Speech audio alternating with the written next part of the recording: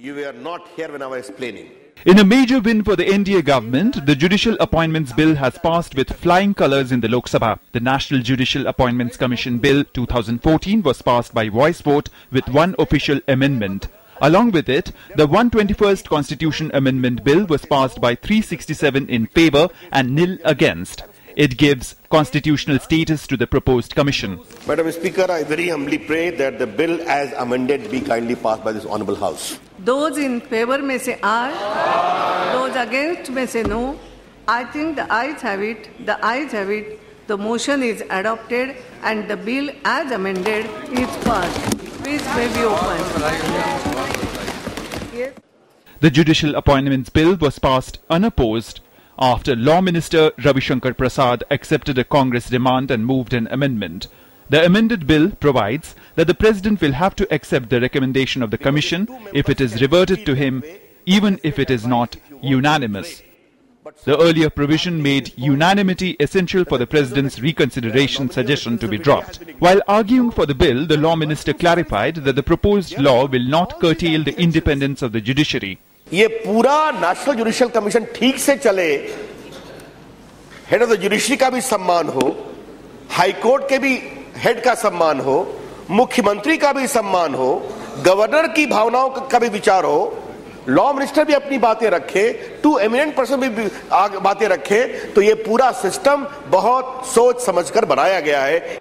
The Congress appreciated the minister's move, saying the bill has now become more palatable.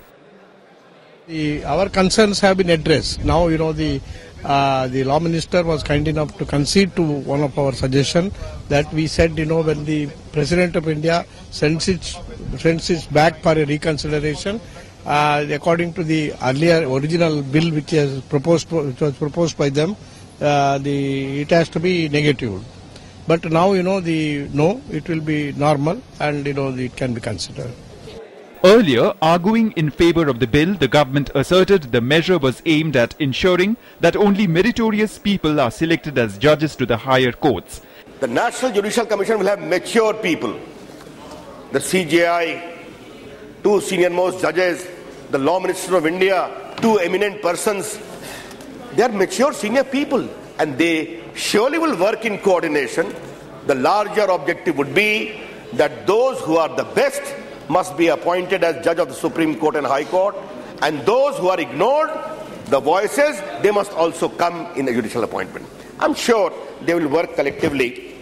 It is very important that apart from seniority, the ability and merit of High Court judges must be properly considered for elevation to the Supreme Court of India. And I'm sure the Commission will take care of that, therefore this provision is there. After passage in the upper house, it will be sent to all state legislative assemblies for ratification. It has to meet with the approval of at least 50% state assemblies before being sent for presidential assent.